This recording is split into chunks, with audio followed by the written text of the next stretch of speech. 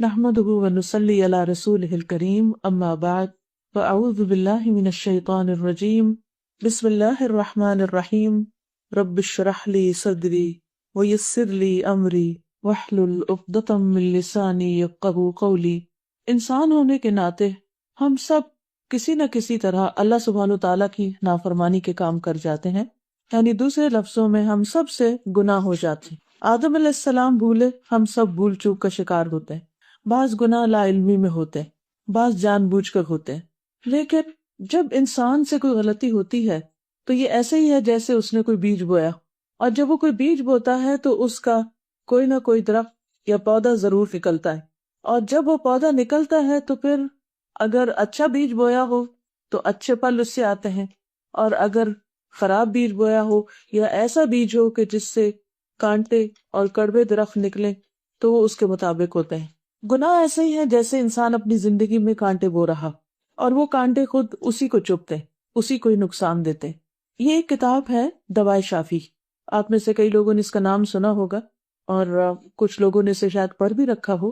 یہ کتاب بہت تفصیل کے ساتھ اس موضوع کو ڈسکس کرتی ہے کہ گناہوں کے اثرات انسان کی زندگی پر کس کس شکل میں پڑتا ہے، کیونکہ جب انسان غلط کام کرتا ہے تو بعض اوقات اس کو احساس نہیں ہوتا کہ اس کا کوئی نقصان بھی ہوگا۔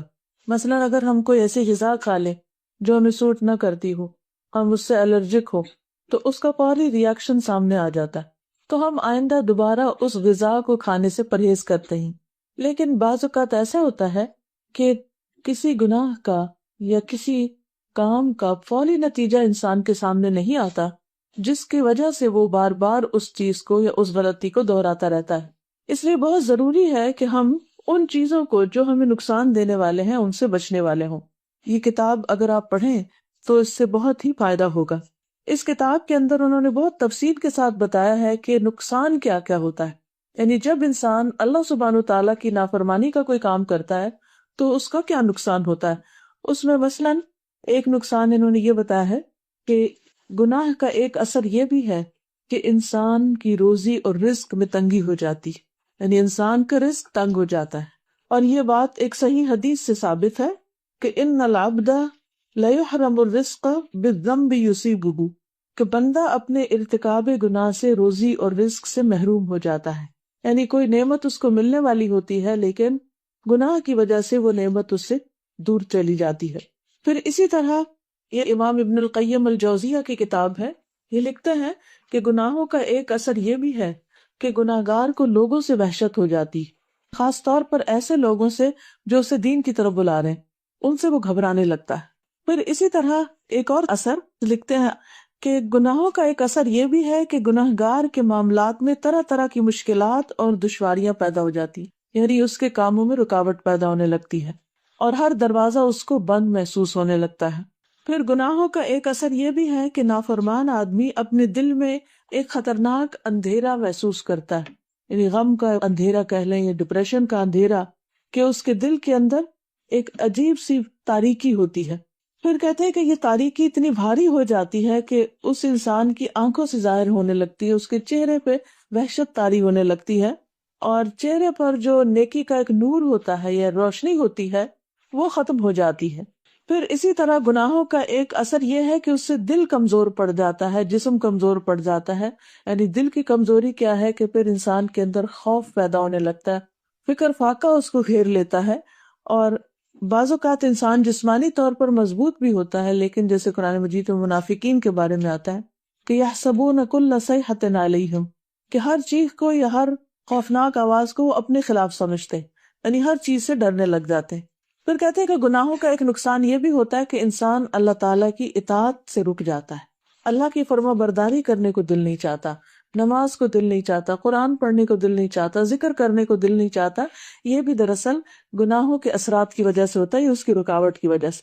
پھر کہتے ہیں کہ گناہوں کی ایک تاثیر یہ بھی ہے کہ انسان کی عمر کو تباہ کر دیتے ہیں، زندگی میں کوئی برکت نہیں رہتی، کوئی اچھا کام انسان سے سرزد نہیں ہوتا، اور بعض اوقات جو کرتا ہے اس کا کوئی نتیجہ سامنے نہیں آ رہا ہوتا۔ پھر اسی طرح کہتے ہیں کہ بعض گناہ انسان کی زندگی کو بھی کم کر دیتے ہیں، برکت تو کم ہوتی ہے، زندگی کو بھی کم کر دیتے ہیں، جیسے روزی کم ہو جاتی ہے۔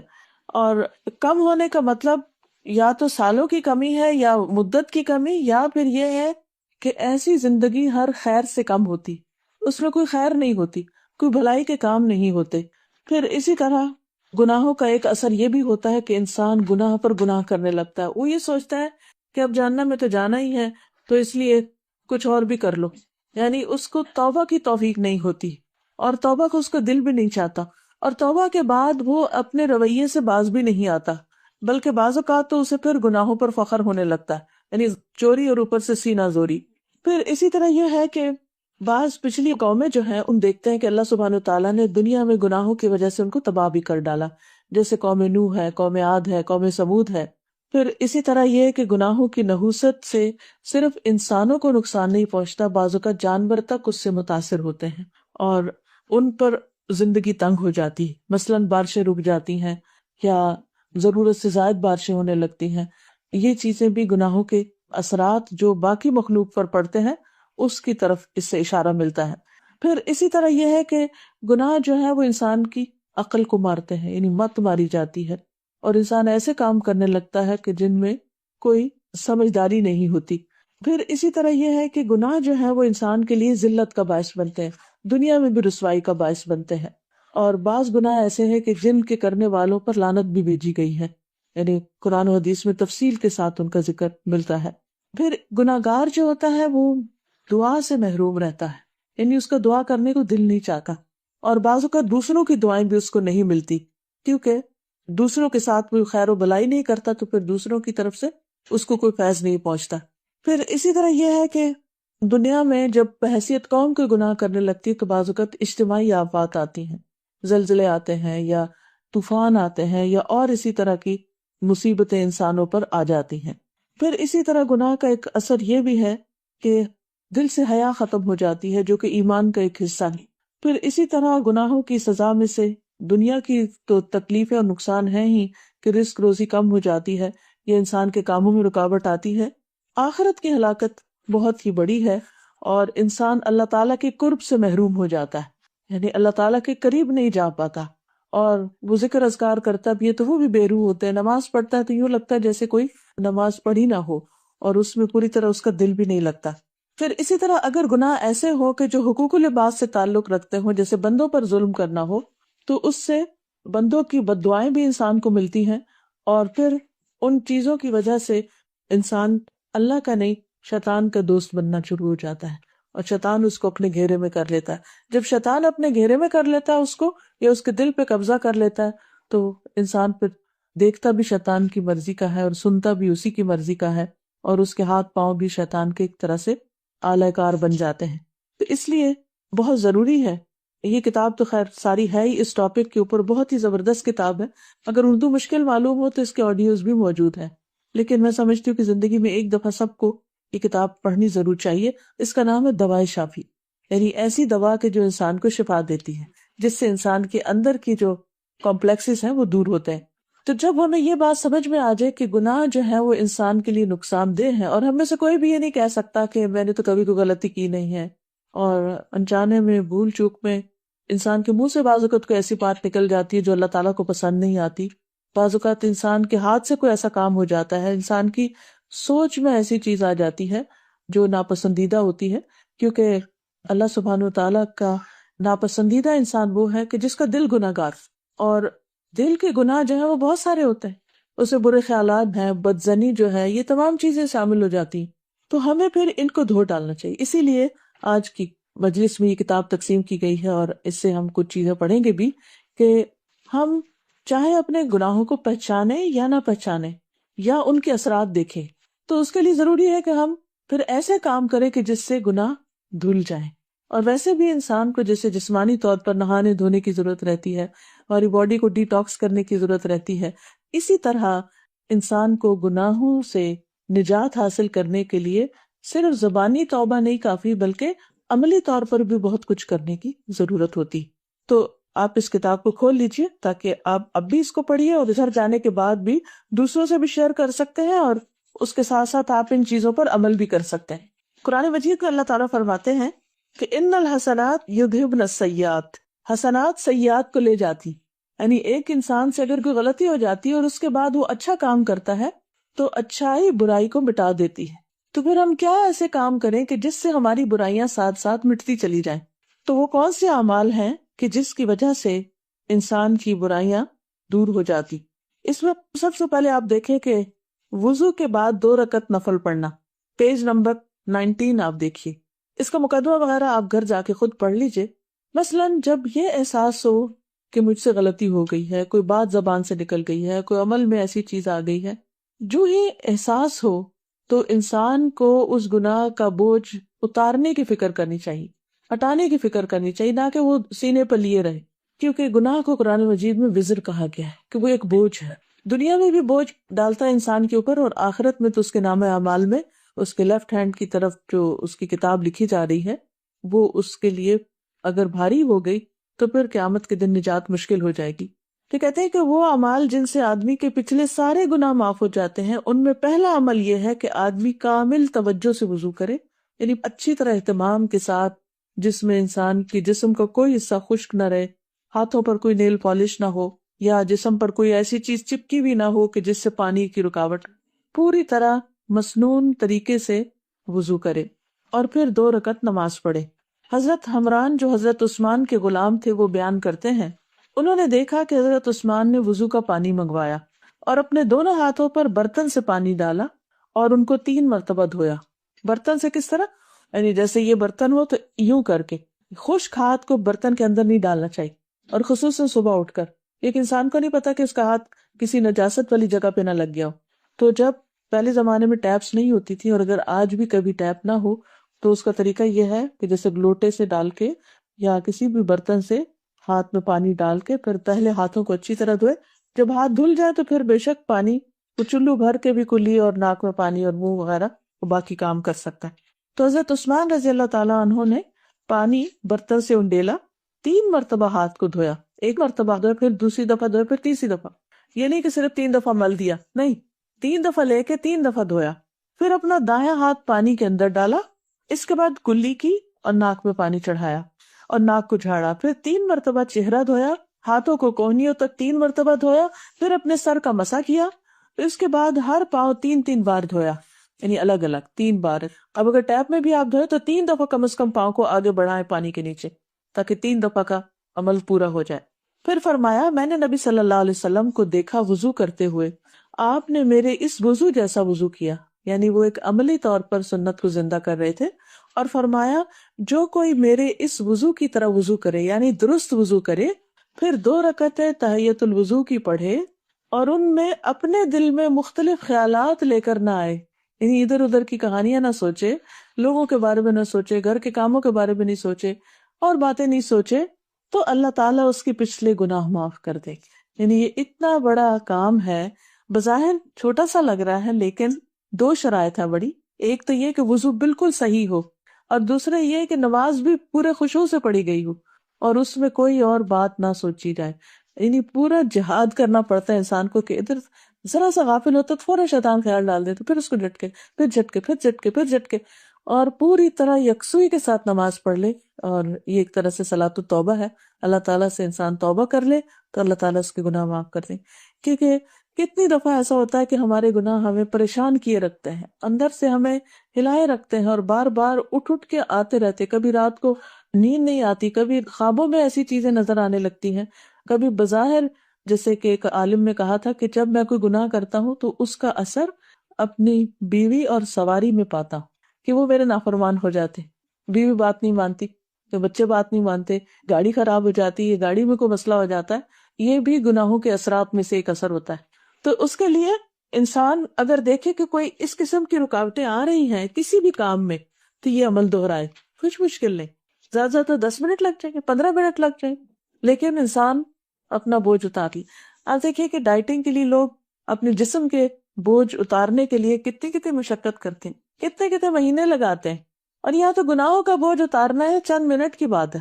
بس پورے اخلاص کے ساتھ انسان اللہ تعالیٰ سے دعا کرے. ایک اور روایت میں آتا ہے کہ حضرت عثمان جب وضو کر چکے تو کہنے لگے، میں تم کو ایک حدیث سناتا ہوں، اگر قرآن کی ایک آیت نہ ہوتی تو میں تم کو حدیث نہ سناتا. میں نے نبی صلی اللہ علیہ وسلم کو فرماتے ہوئے سنا، جو شخص اچھی طرح وضو کرے اور اس کے بعد نماز پڑھے، کوئی فرض نماز، تو جتنے گناہ اس نماز سے دوسری نماز تک پڑھنے کے ہوں گے وہ بخش دیے جائیں گے، یعنی دو نمازوں کے بیچ میں۔ تو اس سے یہ پتہ چلتا ہے کہ کسی خاص گناہ کے لیے الگ نفل بھی پڑھے جا سکتے ہیں، ورنہ اگر ہر نماز انسان اس طرح پڑھ لے کہ وضو بھی ٹھیک ہو اور توجہ بھی ہو تو انشاءاللہ پچھلی نماز سے اس نماز تک کے بیچ میں کوئی غلطی ہوگی تو وہ ساتھ ساتھ دھلتی چلی جائے، اور آخر میں اللہ تعالیٰ کے پاس جب انسان پہنچے گا تو پاک صاف ہو کر پہنچے گا انشاءاللہ۔ اور وہ آیت کون سی تھی کہ جس کی وجہ سے انہوں نے یہ حدیث سنائی کہ ان الذین یکتمون ما انزلنا من البینات والہدی من بعد ما بیناہ للناس فی الکتاب اولئک یلعنہم اللہ ویلعنہم اللاعنون، بے شک جو لوگ چھپاتے ہیں ان چیزوں کو جو ہم نے نازل کی روشن دلیلوں اور ہدایت میں سے، اس کے بعد کہ ہم نے اپنی کتاب میں انہیں لوگوں کے لیے کھول کر بیان کر دیا، یہی وہ لوگ ہیں کہ جن پر اللہ تعالیٰ کی لعنت ہے اور لعنت کرتے ہیں ان پر لعنت کرنے والے، یعنی حق کو چھپانے والے یا خیر اور بھلائی کی بات پڑھ کر اسے دوسروں تک نہ پہنچانے والے جہاں کہ ان کو پہنچانا چاہیے۔ یعنی یہ اللہ سبحانہ تعالیٰ نے اہل علم پر لازم کیا ہے کہ وہ جو اچھی باتیں پڑھیں وہ دوسروں تک بھی پہنچائیں تاکہ وہ لوگ بھی عمل کر سکے۔ مثلاً اب یہ بات آپ نے پڑھ لی، اب کتاب آپ کے پاس ہے، یہ حدیث آپ جا کے اوروں سے بھی شیئر کریں تاکہ ان کے بھی بوجھ اتریں۔ پھر اس کے بعد سورۃ الفاتحہ کے بعد آمین کہنا، پیج نمبر 25 ہے۔ حضرت ابو ہریرہ سے روایت ہے کہ نبی صلی اللہ علیہ وسلم نے فرمایا، جب امام آمین کہے تو تم بھی آمین کہو، کیونکہ جس کی آمین فرشتوں کی آمین سے مل جائے، جس کی آمین فرشتوں کی آمین سے مل جائے اس کے اگلے پچھلے گناہ معاف کر دیے جائیں گے۔ ابن شہاب کہتے ہیں کہ رسول اللہ صلی اللہ علیہ وسلم بھی آمین کہا کرتے تھے۔ آمین کا مطلب ہوتا ہے کہ اے اللہ تو اس دعا کو قبول فرما لے۔ حضرت ابو ہریرہ کہتے ہیں کہ رسول اللہ صلی اللہ علیہ وسلم نے فرمایا، جب تم میں سے کوئی آمین کہے تو فرشتے آسمان پر آمین کہتے ہیں، یعنی جب تم یہاں آمین کہتے تو وہ وہاں آمین کہتے ہیں، اور اگر بندوں کی آمین فرشتوں کی آمین سے مل جائے، یعنی ایک ہی آواز میں ہو، ایک ہی وقت میں ہو، تو اس کے اگلے پچھلے گناہ معاف کر دیے جاتے ہیں۔ پھر اسی طرح سمع اللہ لمن حمدہ کا جواب دینا، جس میں ایک شخص نے پڑھا تھا نا، ربنا ولک الحمد حمدا کثیرا طیبا مبارکا فیہ، تو آپ صلی اللہ علیہ وسلم نے فرمایا کہ کس نے پڑھا ہے کہ 30 سے زیادہ فرشتے لپکے ہیں ان کلمات کے اجر کو اٹھانے کے لیے، کہ ہر ایک چاہتا تھا کہ میں آگے بڑھ کر اس کو لے لوں۔ تو اس میں اللہ تعالیٰ کی حمد کثیر بھی ہے۔ اور ویسے بھی آپ دیکھیے کہ نماز ساری کی ساری انسان کے گناہوں کو دھو ڈالنے والی ہے اور انسان کو اللہ تعالیٰ کے قریب کرنے والی ہے، تو اس لیے کسی بھی قیمت پر نماز سے سستی نہیں کرنی چاہیے، غفلت نہیں برتنی چاہیے، جاب وغیرہ کی وجہ سے بھی نماز نہیں چھوڑنی چاہیے، کیونکہ یہ ہمارے دین کی پہچان ہے۔ پھر اسی طرح کامل توجہ سے جمعہ ادا کرنے والا، پیج نمبر ہے 28۔ حضرت سلمان فارسی کہتے ہیں کہ رسول اللہ صلی اللہ علیہ وسلم نے فرمایا، جو آدمی جمعہ کے دن غسل کرے اور جہاں تک صفائی کر سکتا ہو صفائی کرے، یعنی بدن کی صفائی، اور اپنے تیل میں سے تیل لگائے یا اپنے گھر والوں کی خوشبو میں سے لگا لے، پھر نماز کے لیے نکلے، مسجد میں آئے اور پہلے سے بیٹھے ہوئے 2 آدمیوں کے درمیان نہ گھسے، یعنی ان کو ڈسٹرب نہ کرے، پھر جتنی نماز اس کے مقدر میں ہے پڑھے، یعنی سنت نوافل وغیرہ، اور جب امام خطبہ پڑھتا ہے اس وقت خاموش رہے، یعنی بات نہ کرے خطبے کے دوران، تو اس جمعہ سے لے کر دوسرے جمعہ تک کے اس کے گناہ بخش دیے جاتے ہیں۔ یہ بھی ایک بہت ہی بڑی سعادت کی بات ہے۔ تو ایک نماز سے دوسری نماز تک، اور دوسرے ایک جمعے سے دوسرے جمعے تک۔ تو اس میں اپنے بچوں کو بھی آپ سکھا سکتے ہیں کہ کس طرح وہ جمعے کے لیے جائیں، جلدی جانے کی کوشش کریں، پھر جا کر مسجد کے نوافل پڑھیں، اور اس کے بعد یہ کہ خاموشی کے ساتھ بیٹھیں۔ بعض اوقات کچھ مساجد میں جیسے عربی میں خطبہ ہوتا ہے، انگلش میں ہوتا ہے یا اردو میں ہوتا ہے، اور وہ زبان ہمیں سمجھ نہیں آ رہی ہوتی، تو کچھ لوگ بور ہونے لگتے ہیں تو آپس میں بات چیت بھی شروع کر دیتے، یا پھر انسٹرکشن دینے لگتے ہیں، آگے ہو جاؤ، پیچھے ہو جاؤ، جگہ دے دو۔ اس طرح کی بات بھی نہیں کرنی چاہیے خطبے کے دوران، یعنی اگر آپ کسی کو کچھ کہنا بھی چاہیں تو اس خاموشی سے اشارے کے ساتھ بات کر لیں۔ پھر یہ ہے کہ نماز جو ہے یہ بذات خود گناہوں کو ختم کرنے والی ہے۔ پھر یہ کہ نماز کے لیے گھر سے وضو کر کے نکلنا جو ہے، جو شخص پاکیزہ طور پر گھر سے نکلتا ہے تو اس کے ہر قدم پر جو وہ مسجد کی طرف بڑھاتا ہے اس کے گناہ معاف کر دیے جاتے ہیں۔ پھر دیکھیے پیج 39، 100 مرتبہ سبحان اللہ کہنا، اور یہ بہت ہی آسان عمل ہے۔ حضرت ابو ہریرہ کہتے ہیں کہ رسول اللہ صلی اللہ علیہ وسلم نے فرمایا، جو شخص دن میں 100 مرتبہ سبحان اللہ و بحمدہ ہی کہے اس کے گناہ مٹا دیے جاتے ہیں، خواہ وہ سمندر کی جھاگ کے برابر ہی کیوں نہ۔ 100 مرتبہ کیسے ہوتے ہیں؟ دونوں ہاتھوں پہ انسان 30 دفعہ اور پھر 3 دفعہ پڑھ لیں، پھر 33، پھر 33 اور آخری مرتبہ 34 مرتبہ۔ چلیے اس وقت ہم اس کو پڑھ لیتے ہیں، سب پڑھ۔ فوری عمل نہ کیا تو پھر وہ بعض اوقات گھر جا کے بھول بھی جاتا ہے، لیکن یہ جو اتنا ٹائم آپ نے لیا نا، یہ آپ کو بعد میں بھی یاد آئے گا کہ اچھا ہم بیچ میں چپ ہو گئے تھے اور یہ پڑھ رہے تھے۔ حدیث میں آتا ہے، حضرت ابو ہریرہ سے روایت ہے کہ رسول اللہ صلی اللہ علیہ وسلم نے فرمایا، 2 کلمے ایسے ہیں جو رحمان کو بہت پیارے، زبان پر بہت ہلکے اور ترازو میں بہت بھاری، اور وہ ہیں سبحان اللہ و بحمدہ، سبحان اللہ العظیم۔ آدمی کو چاہیے کہ چلتے پھرتے ان کلمات کا ورد کرتا رہے، یعنی جب موقع ہو بیٹھ کے بھی کر لے، چند منٹ تو لگے، سفر کے دوران، بس، ٹرین، ڈرائیونگ کرتے ہوئے، اور اسی طرح بعض اوقات ہم کوکنگ کر رہے ہوتے ہیں یا گھر کے کوئی بھی کام کر رہے ہوتے ہیں تو زبان کو خالی نہ رہنے۔ مومن جو ہوتا ہے اس کی زبان ہر وقت ذکر سے تر رہتی۔ پھر اسی طرح 100 برائیاں مٹا دینے والا کلمہ، حدیث میں آتا ہے، رسول اللہ صلی اللہ علیہ وسلم نے فرمایا، جو کوئی لا الہ الا اللہ وحدہ لا شریک لہ لہ الملک ولہ الحمد وہو علی کل شیء قدیر ایک دن میں 100 بار کہے تو یہ اس کے لیے 10 گردنوں کے آزاد کرنے کے برابر ہوگا، جیسے 10 غلام آزاد کر دیے اس کے لیے 100 نیکیاں لکھی جائیں گی اور اس سے 100 برائیاں مٹا دی جائیں گی، اور یہ کلمہ اس کے لیے اس دن شام تک شیطان سے بچانے کا ذریعہ رہے گا، یعنی شیطان اس پر غالب نہیں آئے گا۔ اور جو شخص یہ عمل لے کر آئے گا اس سے بہتر کوئی اور شخص نہیں آئے گا۔ یعنی عام طور پر ہمیں لوگوں کے ساتھ ایک کمپٹیشن ہوتا ہے نا کہ ہمارے کپڑے سب سے اچھے ہوں یا گھر اچھا ہو یا گاڑی اچھی ہو، تو جو شخص اس کلمے کی روز پابندی کرے گا قیامت کے دن اس کا عمل سب سے بہترین ہوگا، سب سے خوبصورت ہوگا، سوائے اس آدمی کے جس نے جیسا عمل کیا۔ تو اس سے 4 باتیں پتہ چلتی ہیں۔ نمبر 1، 10 غلام آزاد کرنے کا ثواب، 100 نیکیوں کا لکھا جانا، 100 برائیوں کا مٹنا، اور پھر صبح سے شام تک شیطانی حملوں سے محفوظ رہنا۔ اور اگر 100 مرتبہ نہ کہہ سکے تو 10 مرتبہ کہہ لیں، 10 مرتبہ صبح، 10 مرتبہ شام۔ پھر اسی طرح نماز کے بعد کی تسبیحات ہیں، سبحان اللہ سبحان اللہ سبحان اللہ 33 بار، الحمدللہ 33 بار، اللہ اکبر 34 بار۔ تو یہ بھی بہت ہی فضیلت والے کلمات ہیں۔ اس کے بارے میں بھی آتا ہے کہ اگر آخری بار لا الہ الا اللہ وحدہ لا شریک لہ لہ الملک ولہ الحمد وہو علی کل شیء قدیر پڑھ لے تو اس کی ساری خطائیں معاف کر دی جائیں گی، اگرچہ وہ سمندر کی جھاگ برابر ہی کیوں نہ ہو۔ یعنی کتنی بھی غلطیاں ہوں پھر انسان کی معاف ہوتی چلی جائیں گی۔ تو انسان تو خطا کا پتلا ہے، بھول چوک ہوتی رہتی، تو ہر نماز کے بعد اس کو پڑھنے کی عادت بنا لے۔ اور اگر آپ دیکھیں تو کچھ زیادہ ٹائم نہیں لگتا، یعنی یہ تینوں تسبیحات ہیں، ان کو کرنے کے لیے 1.5 منٹ چاہیے ہوتا ہے۔ تو کیا 1.5 منٹ نہیں ہمارے پاس کہ جس کے ساتھ ہم اپنے بوجھ جو ہے وہ اتار پھینکیں؟ پھر اسی طرح نیک لوگوں کی مجلس میں بیٹھنا، یہ بھی گناہوں کی معافی کا ذریعہ بنتا ہے۔ پیج 52، حضرت ابو ہریرہ کہتے ہیں کہ رسول اللہ صلی اللہ علیہ وسلم نے فرمایا، اللہ کے کچھ فرشتے ایسے ہیں جو راستوں میں اہل ذکر کو تلاش کرتے ہوئے گھومتے پھرتے رہتے ہیں۔ جب انہیں ایسے لوگ مل جائیں جو اللہ کا ذکر کر رہے ہوں، جیسے آپ کر رہے تھے ابھی، تو ایک دوسرے کو آوازیں دینے لگتے ہیں کہ آؤ ادھر، تمہارا مطلب حاصل ہو گیا، یعنی اللہ کی یاد کرنے والے مل گئے ہیں جن کی تلاش میں تھے تم۔ آپ صلی اللہ علیہ وسلم نے فرمایا، سو وہ انہیں اپنے پروں کے ساتھ آسمان دنیا تک گھیر لیتے ہیں، تو رب تعالیٰ ان سے پوچھتے ہیں، حالانکہ وہ ان سے زیادہ ہر ایک بات کو جانتے ہیں، کہ میرے بندے کیا کہتے؟ فرشتے کہتے ہیں تیری پاکیزگی، تیری بڑائی، تیری تعریف اور تیری بزرگی بیان کر رہے ہیں۔ آپ نے فرمایا، اللہ تعالیٰ فرماتے ہیں، کیا انہوں نے مجھے دیکھا ہے؟ یعنی اللہ تعالیٰ کو دیکھا ہے؟ وہ کہتے ہیں، قسم ہے تیری ذات پاک کی، انہوں نے تجھ کو نہیں دیکھا۔ اس وقت اللہ تعالیٰ فرماتے ہیں، اگر وہ مجھ کو دیکھ لے تو ان کا کیا حال ہو؟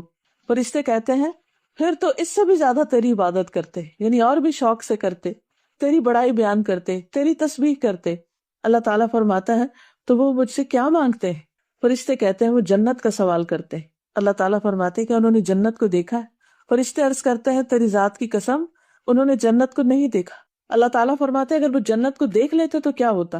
وہ کہتے ہیں کہ اگر وہ اسے دیکھ لیں تو اس سے زیادہ حرص کریں اور اس سے بڑھ کر اسے طلب کریں، یعنی وہ جنت کا سوال بہت زیادہ کریں۔ آپ دیکھیں، دنیا میں جس چیز کی ہمیں حرص ہوتی ہے، کوئی خوبصورت چیز ہمیں نظر آ جاتی تو ہم دعائیں مانگنے لگتے کہ یا اللہ بس یہ مجھے مل جائے، یا کوشش کرنے لگتے ہیں۔ تو جس کو جنت نظر آ جائے پھر وہ کیسے نہیں اس کا سوال کرے گا؟ تو ہمیں اللہ اور اس کے رسول صلی اللہ علیہ وسلم کے وعدوں پر یقین کرتے ہوئے جنت کو جیسی وہ ہے اور جو ہمیں اس کے مناظر بتائے گئے ہیں ان کو دیکھ کر ان کا شوق رکھتے ہوئے خوب اچھی طرح دعا کرنی چاہیے۔ فرمایا، تو کس چیز سے پناہ مانگتے ہیں؟ فرشتے کہتے ہیں کہ آگ سے۔ فرمایا، کیا انہوں نے آگ دیکھی؟ وہ کہتے ہیں، نہیں، تیری ذات کی قسم، انہوں نے اسے دیکھا نہیں۔ فرمایا، اگر دیکھ لے تو کیا حال؟ فرشتے کہتے ہیں اگر وہ اسے دیکھ لیں تو اور زیادہ اس سے بھاگے اور اس سے اور زیادہ ڈرے. اللہ تعالیٰ فرماتے ہیں تو میں تمہیں گواہ بناتا ہوں کہ میں نے انہیں بخش دیا. ایک فرشتہ کہتا ہے اے رب تعالیٰ، ان یاد کرنے والے بندوں میں ایک شخص کسی اور کام کے لیے وہاں آ کے بیٹھ گیا تھا، یعنی وہ اس مجلس میں شریک ہونے کے لیے نہیں آیا تھا، ویسے ہی جا رہا تھا تو اس نے دیکھا کچھ لوگ یہاں بیٹھے ہیں تو وہ بھی آ کے بیٹھ گیا، تو وہ ان میں شریک نہیں تھا. اللہ تعالیٰ فرماتے ہیں یہ ایسے بندے ہیں جن کے پاس بیٹھنے والا بھی بد نصیب نہیں ہوگا. یعنی ایسی مجلس میں جا کر اگر کوئی بیٹھ جائے تو کچھ نہ کچھ ضرور لے کر اٹھے گا. حضرت ابو ہریرہ کہتے ہیں کہ رسول اللہ صلی اللہ علیہ وسلم نے فرمایا کوئی قوم کسی ایسی مجلس میں نہیں بیٹھتی جس میں وہ اللہ کا ذکر کرتے ہوں مگر انہیں فرشتے گھیر لیتے ہیں اور رحمت ڈھانپ لیتی، اور اللہ تعالیٰ ان کا ذکر ان فرشتوں میں کرتے ہیں جو ان کے پاس ہوتے ہیں. یعنی اللہ تعالیٰ ایسے لوگوں کو ہم سے بہتر جماعت میں ذکر کرتے ہیں. پھر ایک اور حدیث میں آتا ہے اللہ تعالیٰ فرماتے ہیں میں اپنے بندے کے ساتھ اس کے گمان کے مطابق ہوتا ہوں اور میں اس کے ساتھ ہوتا ہوں جب مجھے یاد کرے. سو اگر وہ مجھے اپنے آپ میں یاد کرے یعنی دل میں یاد کرے تو میں اسے اپنے آپ میں یاد کرتا ہوں، اور اگر وہ کسی جماعت میں میرا ذکر کرے تو میں اس سے بہتر جماعت میں اس کا ذکر کرتا ہوں. اگر وہ ایک بالش میرے قریب ہو تو میں ایک ہاتھ اس کے قریب ہوتا ہوں، اگر وہ ایک ہاتھ میرے قریب ہو تو میں 2 ہاتھ پھیلانے کے برابر اس کے قریب ہوتا ہوں، اور اگر وہ میرے پاس چل کر آئے تو میں اس کے پاس دوڑ کر آتا ہوں. پھر ہے پیج 56 گناہ کے بعد فوراً اللہ کی طرف رجوع کرنا، یعنی دیر نہیں کرنی چاہیے کہ اچھا بوڑھے ہوں گے تو حج پہ جائیں گے یا پھر رمضان آئے گا یا پھر کسی وقت کر لیں گے، ابھی تو جوانی ہے، ابھی تو لوگوں کا ڈر ہے اس لیے ہمیں ویسی زندگی بسر کرنی ہے جیسے لوگ چاہتے ہیں. اللہ تعالیٰ ہمیں اس سے دور نہ کرے اور اس سے محروم نہ کرے. پھر لوگوں سے تکلیف کو دور کرنا، یہ بھی گناہوں کی معافی کا ذریعہ. ابھی تک تو عبادت کے کام تھے، ابھی کچھ پریکٹیکل کام بھی ہے کہ اور کیا کر سکتے ہیں. 61 پیج ہے. رسول اللہ صلی اللہ علیہ وسلم نے فرمایا ایک شخص راستے میں جا رہا تھا، اس نے راہ میں کانٹوں والی ایک شاخ دیکھی تو اسے راستے سے ہٹا دیا. اللہ تعالیٰ نے اس کی نیکی کی قدردانی کی اور اسے بخش دیا. ایسی جگہ گاڑی نہ پارک کریں جہاں پر لوگوں کو تکلیف ہو کہ ان کے روڈ بلاک ہو جائے یا ان کا گراج بلاک ہو جائے، یا کوئی بھی چیز ایسی نہیں پھینکنی چاہیے کہ جس سے کوئی ٹکرا جائے یا گر جائے یا ان کو تکلیف پہنچے. ایک اور حدیث میں آتا ہے حضرت ابو ہریرہ کہتے ہیں کہ رسول اللہ صلی اللہ علیہ وسلم نے فرمایا میں نے جنت میں ایک شخص کو گھومتے پھرتے دیکھا، اس کا عمل اتنا تھا کہ اس نے ایک درخت کو راستے سے کاٹ دیا تھا جو راستے میں ہونے کی وجہ سے آنے جانے والے لوگوں کو تکلیف دیتا تھا، بس وہ ہٹا دیا تھا. تو کسی کی تکلیف دور کرنا کسی بھی قسم کی ہو، چھوٹی ہو بڑی ہو، اور اس بات کا انتظار نہ کرنا کہ کوئی کہے گا تو میں کروں گا، نہیں، جو اس کے بس میں ہے وہ کر لے تو اللہ سبحانہ وتعالیٰ اس کے گناہ معاف کر دیں گے. حضرت ابو ہریرہ کہتے ہیں رسول اللہ صلی اللہ علیہ وسلم نے فرمایا جو شخص کسی مومن سے دنیا کی تنگیوں میں سے کوئی تنگی دور کر دے گا اللہ تعالیٰ اس سے آخرت کی تنگیوں میں سے کوئی تنگی دور فرمائیں گے، اور جو شخص کسی تنگ دست پر آسانی کرے گا اللہ تعالیٰ اس پر دنیا اور آخرت میں آسانی فرمائیں گے، اور جو شخص کسی مسلمان کی پردہ پوشی کرے گا یعنی اس کے عیب ڈھانپ دے گا اللہ تعالیٰ دنیا اور آخرت میں اس کی پردہ پوشی فرمائیں گے. اور اللہ تعالیٰ بندے کی مدد میں رہتے ہیں جب تک بندہ اپنے بھائی کی مدد میں رہتا ہے. آپ دوسروں کے کام آؤ اللہ سبحانہ تعالیٰ آپ کے کام بنائے گا، لیکن اگر خود غرض زندگی بسر کی کہ صرف اپنے مطلب کی اور اپنے فائدے کی تو پھر بندے بھی کام نہیں آئیں گے اور اللہ کی طرف سے بھی وہ مدد حاصل نہیں ہوگی. اور جو کوئی آدمی ایسے رستے پہ چلا کہ وہ اس میں علم حاصل کرتا ہے، علم کی تلاش میں ہوتا ہے، تو اللہ تعالیٰ اس کے لیے جنت کا راستہ آسان فرما دیتے. حضرت حذیفہ کہتے ہیں کہ میں نے نبی صلی اللہ علیہ وسلم کو فرماتے ہوئے سنا ایک آدمی مر گیا، اس سے پوچھا گیا تو کیا کرتا تھا، یعنی تیرے پاس کوئی نیکی نہیں؟ وہ کہنے لگا میں لوگوں سے خرید و فروخت کرتا تھا اور ان پر آسانی یہ کرتا تھا کہ مالدار کو مہلت دیتا اور تنگ دست کو معاف کر دیتا تھا. تو اللہ تعالیٰ نے اس پر یہ آسانی کی کہ اسے معاف کر دیا. یعنی جو دوسروں کے لیے آسانیاں کرے گا اللہ سبحانہ وتعالیٰ اس کے لیے آسان کر دے گا. پھر تکلیف کے پہنچنے پر صبر کرنے سے بھی گناہ معاف ہوتے ہیں. عبداللہ بن مسعود کہتے ہیں کہ ایک دن میں رسول اللہ صلی اللہ علیہ وسلم کے پاس گیا، آپ بخار میں مبتلا تھے. میں نے اپنے ہاتھ سے آپ کو چھوا اور عرض کی یا رسول اللہ آپ تو شدید بخار میں مبتلا ہیں. رسول اللہ صلی اللہ علیہ وسلم نے فرمایا ہاں مجھے اس قدر بخار ہوتا ہے جتنا تم میں سے 2 آدمیوں کو ہوتا ہے. میں نے کہا پھر آپ کے لیے تو 2 اجر ہیں. آپ نے فرمایا ہاں، یعنی جس کی تکلیف زیادہ اس کا اجر بھی زیادہ. پھر فرمایا کوئی مسلمان ایسا نہیں جس کو تکلیف پہنچی، بیماری یا کوئی اور تکلیف، مگر اللہ تعالیٰ اس کے عوض اس کے گناہ گرا دیتا ہے جیسے درخت اپنے سوکھے پتے گرا دیتا ہے. ایسے ہی کسی بیماری، دکھ، تکلیف کی وجہ سے سارے گناہ جھڑنے لگتے ہیں. ایک اور جگہ پر آتا ہے کہ گناہ آدم کے بیٹے کی خطاؤں کو یوں دور کر دیتا ہے جیسے بھٹی لوہے کے میل کو دور کر دیتی۔ نبی صلی اللہ علیہ وسلم نے فرمایا مسلمان کو کوئی دکھ پہنچے یا تکلیف آئے، رنج آئے، غم آئے یا کوئی صدمہ اور ایذا پہنچے، یہاں تک کہ ایک کانٹا بھی چبھ جائے، تو ہر چیز کے عوض اللہ تعالیٰ اس کے گناہ دور کر دیتا ہے۔ کیونکہ بعض اوقات کوئی چھوٹی سی تکلیف آتی ہے نا تو ہم اس میں مایوس ہونے لگتے ہیں، کوئی بیماری آ جائے تو مایوس ہونے لگتے ہیں، یا کوئی اور کام آ جائے، بوجھ ہو کسی بھی چیز کا، تم سمجھتے ہیں کہ بس اب تو دس اینڈ آف لائف۔ پریشان نہیں ہونا چاہیے، اس موقع کو اجر کمانے کا ذریعہ سمجھنا چاہیے۔ حضرت عائشہ کہتی ہے کہ رسول اللہ صلی اللہ علیہ وسلم نے فرمایا کسی مسلمان کو کانٹا لگے یا اس سے زیادہ کوئی دکھ پہنچے، مثلا انجیکشن لگتا ہے آپ کو، سوئی جاتی ہے جسم، یہ بلڈ دیتے ہیں آپ تو اللہ تعالیٰ اس کے عوض اس کا ایک درجہ بڑھا دیتے ہیں اور اس سے گناہ مٹا دیتے ہیں۔ کچھ بیماریوں پر انعامات ہیں، جیسے اگر آنکھیں چلی جائیں تو اس پر جنت کا وعدہ ہے۔ رسول اللہ صلی اللہ علیہ وسلم فرماتے ہیں کہ اللہ تعالیٰ نے فرمایا جب میں اپنے بندے کو اس کی دو پیاری چیزوں کے ذریعے یعنی آنکھوں سے محروم کر کے آزماؤں، بس وہ اس پر صبر کرے تو میں اس کے بدلے اسے جنت دوں گا۔ یعنی دنیا میں تو تکلیف ہے لیکن اس کا انجام بہت اچھا ہے۔ جنت جیسی چیز اگر کسی کو مل جائے تو اور کیا چاہیے۔ پھر اسی طرح مرگی پر صبر، طاعون کی بیماری سے فوت ہونے پر صبر، جس عورت کو بچوں کی وفات سے آزمایا جائے یعنی اس کے بچے فوت ہو جائیں اس کی زندگی میں، تو ماں کے لیے اس سے بڑا دکھ کوئی نہیں ہوتا، تو اس پر اس کے لیے اجر ہے، جو قیامت کے دن دوزخ سے اس کے لیے آڑ بن جائیں گے۔ اسی لیے جب کوئی بیمار ہوتا تو ہم کہتے لا باس طہور انشاءاللہ، کوئی بات نہیں، یہ بیماری جو ہے وہ گناہوں سے پاکیزگی کا ذریعہ بنے گی۔ تو یہ جملہ بول دینا جب دوسرے کا حوصلہ بڑھا دیتا ہے کہ تم فکر نہیں کرو، کیونکہ جب تکلیف ہوتی ہے نا تو انسان کمزور پڑتا ہے، جب کمزور پڑتا ہے تو اس کو شیطان پکڑ لیتا ہے اور طرح طرح کے وسوسے ڈال کے اللہ تعالیٰ سے مایوس کرتا ہے، تو اس وقت میں دوسرے کا حوصلہ بڑھانے کی ضرورت ہوتی ہے۔ پھر اسی طرح جو شخص بیمار کی عیادت کرتا ہے تو اس کے لیے 70,000 فرشتے دعائیں کرتے ہیں، تو یہ بھی بیماروں کی عیادت کرنا بھی گناہوں سے معافی کا ذریعہ ہے۔ پھر اسی طرح تہجد کے وقت نماز پڑھنا، یوم عرفہ کے دن ساروں کے گناہ معاف ہو جاتے ہیں۔ پھر رمضان المبارک کے روزے رکھنا، تراویح پڑھنا، یہ گناہوں کی معافی کا ذریعہ ہے۔ لیلۃ القدر میں قیام کرنا، پھر اسی طرح تقوی، اللہ سے ڈرنا، پھر نبی صلی اللہ علیہ وسلم کی اطاعت، جو سنتوں کی پیروی کرے اس کے بھی گناہ معاف کر دیے جاتے ہیں۔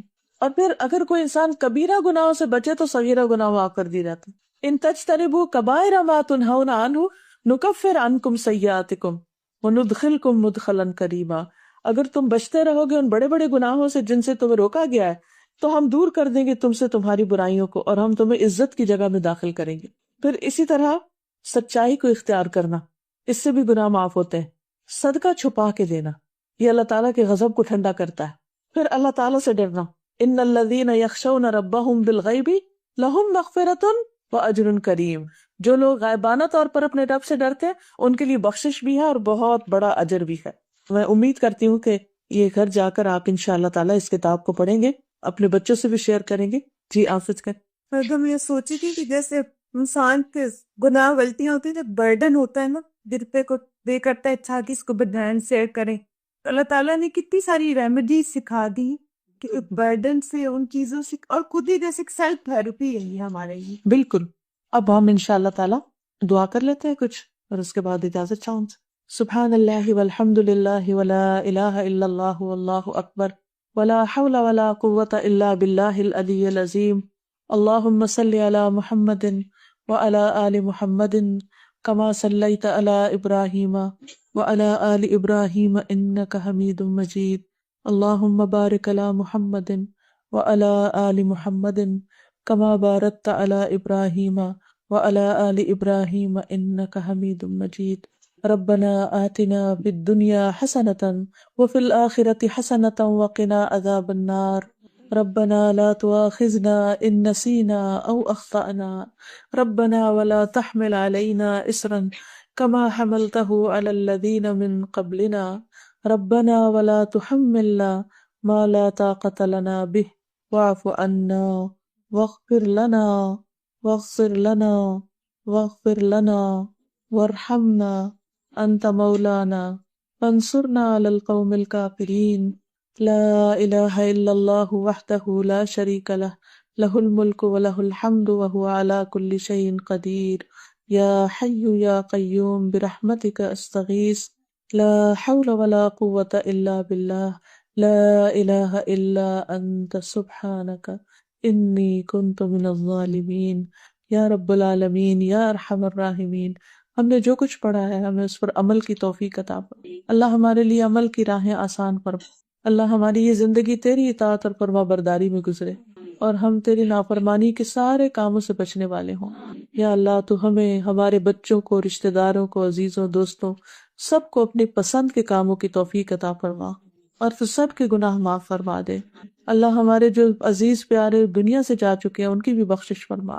اللہم اغفر لہم وارحمہم وعافہم واعف عنہم واکرم نزلہم ووسع مدخلہم واغسلہم بالماء والثلج والبرد ونقہم من الخطایا كما ينقى الثوب الأبيض من الدنس اللهم أبدلهم دارا خيرا من دارهم وأهلا خيرا من أهلهم اللهم أدخلهم الجنة وأعذهم من عذاب القبر ومن عذاب النار اللهم إنا نعوذ بك من عذاب القبر ونعوذ بك من عذاب جهنم ونعوذ بك من فتنة المسيح الدجال ونعوذ بك من فتنة المحيا والممات اللهم إنا نعوذ بك من المأثم والمغرم لا حول ولا قوة إلا بالله العلي العظيم اللهم إنا نعوذ بك من جهد البلاء ودرك الشقاء وسوء القضاء وشماتة الأعداء اللهم إنا نسألك من الخير كله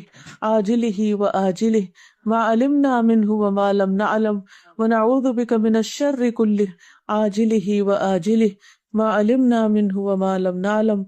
یا اللہ جو کچھ ہم نے پڑھا ہے ہمیں اس پر عمل کرنے والا بنا۔ اللہ ہماری بھول چوک اور خطاؤں سے درگزر فرما۔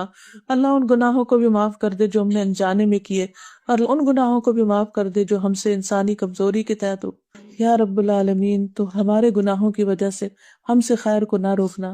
یا رب العالمین تو ہم سب پر اپنی رحمت نازل فرما، سب کی بیماریاں دور فرما۔ اللہ جسمانی روحانی تکلیفیں بیماریاں سب دور فرما۔ یا رب العالمین ہمارے بچوں کو نیک ہدایت عطا فرما، اللہ ان کی ساری مشکلات دور کر دے۔ یا رب العالمین تو ہمیں اس ملک میں رہتے ہوئے اپنے آپ کو صحیح مسلمان کی حیثیت میں رکھنے کی توفیق دے اور اپنے دین کی طرف بلانے والوں میں شامل کر دے۔ یا اللہ جو بھی لوگ دین کا کام کر رہے ہیں تو اپنی رحمت سے ان کی مدد فرما، ان کی ساری مشکلات آسان فرما دے، ان کے دلوں کو باہم جوڑ دے۔ یا اللہ تو ہمارے گناہوں کو معاف کر دے۔ یا اللہ جتنے بھی بیمار ہیں انہیں صحت دے اور جو دنیا سے جا چکے ان کو بخش دے اور ہم سب کو دنیا اور آخرت کی بھلائیاں نصیب فرما۔ انہوں نے اس محفل کا اہتمام کیا انہیں جزائے خیر عطا فرما، اور جو لوگ آئے ہیں تکلیف اٹھا کر ان سب کا آنا قبول فرما، اور جو کچھ بھی ہم نے ان دنوں میں کیا ہے یا رب العالمین اس سارے کو قبول فرما۔ ربنا تقبل منا انک انت السمیع العلیم وتب علینا انک انت التواب الرحیم وصلی اللہ تعالی علی خیر خلقہ محمد وعلی آلہ واصحابہ واہل بیتہ اجمعین برحمتک یا ارحم الراحمین۔ الہی آمین۔ سبحانک اللہم وبحمدک اشہد ان لا الہ الا انت استغفرک واتوب الیک۔ السلام علیکم ورحمۃ اللہ وبرکاتہ۔